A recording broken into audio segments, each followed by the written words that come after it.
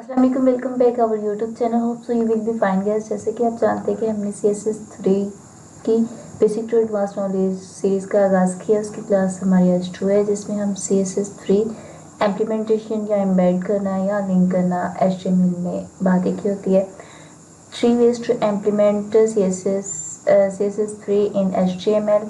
तो इसमें inner style होता है, इनपेज स्टाइल टैग होता है और एक्सटर्नल स्टाइल शीट होती है। तो नेक्स्ट वो मैं आपको बताती हूँ कैसे करती हूँ। तो CSS3 को HTML के साथ इनलाइन स्टाइल शीट करने के लिए हम सपोज वहाँ पे ये जैसे H1 है, सिलेक्टर इसको कहते हैं CSS3 में। तो इसको हम इसके अंदर ही ओपनिंग टैग में जाके अगर हम इसको स्टाइल में कलर देना चाहते हैं या फॉन्ट साइज वगैरह इंक्रीज करना चाहते हैं, तो उसके लिए हमने स्टाइल का ओपन करना है।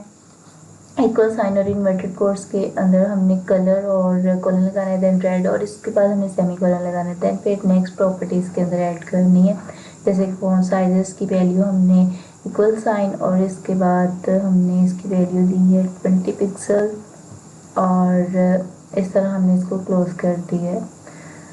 ये होता है इनलाइन स्टाइल देने का तरीका CSS के थ्रू HTML में। लेकिन ये थोड़ा सा एडवांटेज तो है, लेकिन इसके डिसएडवांटेज ये है कि अगर पूरी पेज के अंदर ज़्यादा H1 कहीं जहाँ जहाँ भी टैग होंगे हमें वहाँ पर मैनुअली जाके वहाँ पे राइट डाउन करना होगी, उसकी वैल्यूज़ जाके देनी होगी। तो इस तरह ये कोड की जो होती है वो इंक्रीज़ कर देते हैं रीड। इस तरह हमें हर जगह जाके कोड को खुद ही जहाँ जहाँ H1 होगा या वहाँ जाके ये स्टाइल और देन फिर ये में भी वो हमने एक पेज में 10 टाइम्स राइट डाउन किया है एडिंग, और या 5 टाइम्स या 6 टाइम्स जितनी दफ़ा भी हमने राइट डाउन की है वहाँ पे जाके हमें स्टाइल और देन कलर या फॉन्ट या कोई और भी प्रॉपर्टी हम ऐड करना चाहते हैं तो वो हमें करनी पड़ेगी।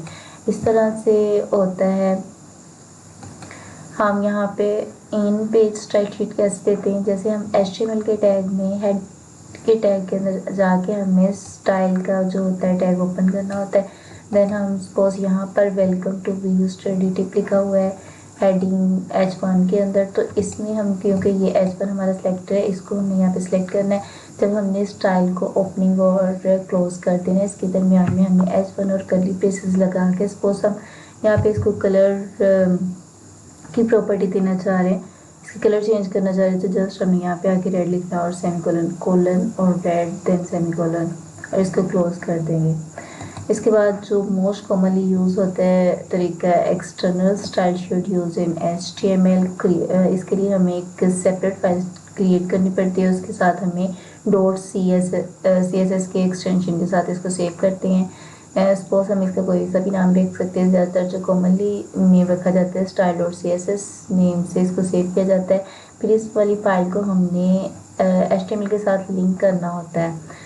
तो लिंक करने के लिए हम हेड के टैग के अंदर जहाँ पे टाइटल लिखा होता है उसके नीचे जाके हमने टाइटल के नीचे हेड के टैग में हमें यहाँ पर लिंक देना पड़ता है। लिंक मीन के हम जहाँ पे ये वाली फाइल पड़ी हुई हमारी style.css की फाइल पड़ी हुई है उस वाला पाथ हमें यहाँ पर देना है। तो लिंक रियल मीन्स रिलेशन क्या है इसका, तो ये स्टाइल शीट है और इसकी टाइप क्या है टेक्स्ट, और ये फॉर्मेट इसमें टेक्स्ट टाइप का है, और इसको हम CSS की फाइल है ये हमारे href हाइपर रेफरेंस हम इसको देंगे hypertext reference.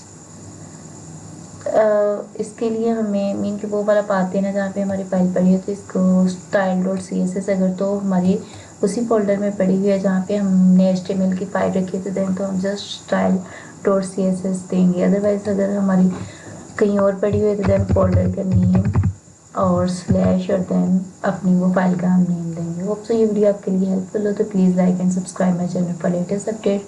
Remember me in your prayers. अल्लाह हाफिज़।